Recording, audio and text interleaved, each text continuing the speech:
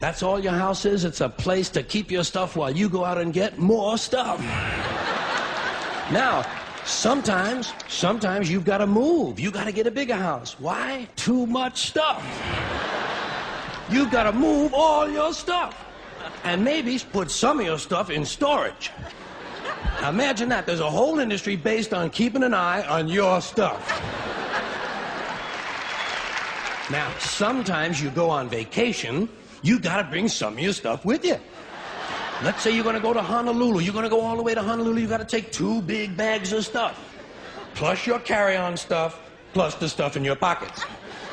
And you get all the way to Honolulu and you get in your hotel room and you start to put away your stuff. That's the first thing you do in a hotel room is put away your stuff. I'll put some stuff in here, put some stuff down there. Here's another place for some stuff here. I'll put some stuff over there. You put your stuff over there. I'm putting my stuff over here. Here's another place for some stuff. Hey, we got more places than we've got stuff.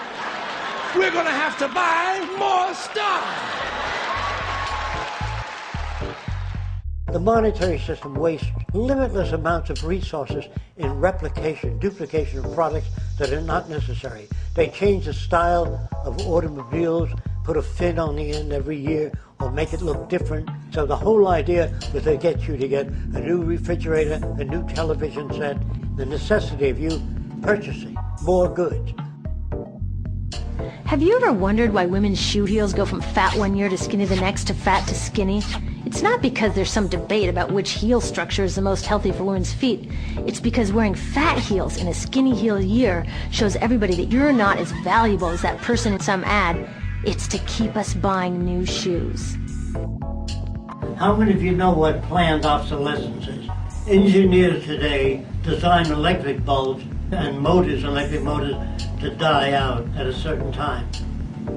They deliberately withhold efficiency so things will wear out and break down, so you'll have to buy new things. The products that they sell you are deliberately designed to wear out, break down, so you have to continually service those things. You notice that your telephone is pretty reliable? Well, we here in America can think. We can design things that don't wear out, and don't break down, and don't require maintenance at all. There used to be one thing that people had in their home that never broke down, and it didn't belong to you.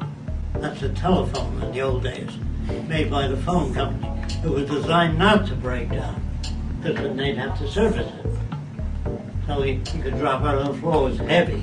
You buy these cell phones today, junk. They run a little beyond the warranty. It takes good engineering to do that, to design things that wear out and break down after the warranty. You understand what I'm saying? Yeah, the instrument, yes. The phone, that stays forever. You bet. If the automobile companies had to maintain their cars, it would be a forever unit. The phone company has to maintain the phone. You bet. That's why it's good. That's why your units hold up. I never thought of that. I don't. So a phone never, I mean, you know, operators can be bad. Yeah. This can be bad, but the phone itself. It's the same for your TV sets, by the way. You mean if RCA, if everybody had to maintain their own? You bet. There'd all be automatic system which you pull out, shove in a replacement unit. If your engine breaks down, they pull out the engine, shove in a courtesy engine, and you take off. Why hold up the whole car when you need a battery job? If you did that in the Army Air Force, you couldn't operate at all. Your society is really comprised of very stupid men. Let me say it again. All politicians, all lawyers, all businessmen will be phased out. I'm not going to do it. It's not going to be a revolution. You don't need it. Our society cannot be maintained by this type of incompetency. It was great, the free enterprise system, about 35 years ago. That was the last of its usefulness. What is happening to man is that his technological society, the newer value systems that dominate our times, that are pressing onward, are just leaving behind hundreds of thousands of people that cannot make the transition. Consume, consume, consume until we have no planet left to consume. What you need to do is buy things that you don't need. That's the best way to support the economy. So, please, move swiftly to your next shopping experience. Get back inside and get back to work. That's what you should be doing. Stop putting your head out of bed. Never mind your lunch hour. The more you work, you better. Because when you die, you'll regret that you haven't worked more. You go to your parks, there's statues of warriors on horses. No Madame Curie, no Louis Pasteur, all the people that conquered disease, greed, stupidity. We admire all the wrong people. We can knock all of the fluid off clothing today by vibration. We can knock fluids off clothing. In other words, if you could move a piece of fabric from position A to position B rapidly enough, the fluid will remain behind. Ultrasonically vibrating the fabric can remove the fluids, and you need not contaminate your waters. You don't have to use any of the system today. You see that when you take off in an airplane and you look down and you see everybody's got a little pile of stuff. Everybody's got their own pile of stuff. That's all your house is. Your house is just a place for your stuff. If you didn't have so much goddamn stuff, you wouldn't need a house. You don't want records, tape recorders, all this junk that requires continuous maintenance. All you want is the music you like. You dial it and you get the music. You don't need to pick up records or store them. You live in an insane culture where we duplicate things. In our society, that is a resource-based economy, machines free people. You see, we can't imagine that because we've never known that kind of world. All repetitious jobs will be phased out. We feel that machines ought to do the filthy or the repetitious or the boring jobs. That man has to be free to pursue the higher things, the higher possibilities of man. What jobs that we now know will not be present in this concept? Like garbage men gone, right? Yes. All repetition. All Mailmen people working in fact, no mailmen, no waitresses, no waiters, no cooks. There'll When be you no go out jobs. to eat, how will you get your food? Well, there are beautifully designed areas for eating in which you have all kinds of food. Japanese, French food, organic food, and the standards if you like it. And how will it get to you? The way the food gets to you, what we do is monitor the behavior of the cook. That is, we do a multi-channel tape on the best cooks we know of. You're and a as they wildcat, prepare their food, we tape every move they make and how they handle the food and how they dice the carrots the way you like it. Then you dial 2736 and you get the kind of food you want, Chef Milani style or individualized. It's You can gonna even happen, tape folks. your own cooking. I remember 5 years ago I used to laugh at you, and now all this is very believable.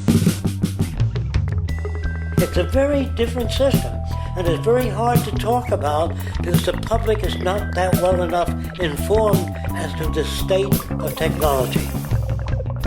We're going to do this thing just as the automobile phased out the stagecoach, just as television stepped in and phased out the old vaudeville and the old motion pictures, that history and technology is respecters of no society, no individual opinions, but it moves on, and we've got to be prepared to face the future.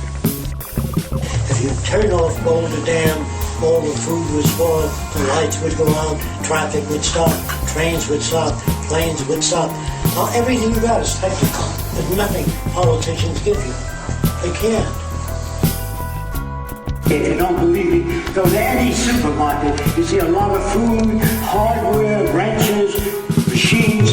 We can turn out things in abundance. What the hell are you selling things for? People should have access to these wonderful gifts that people have.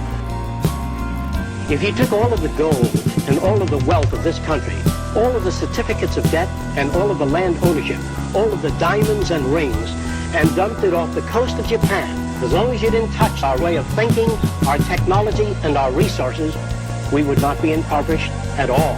America's wealth is not its gold, is not its banking institutions.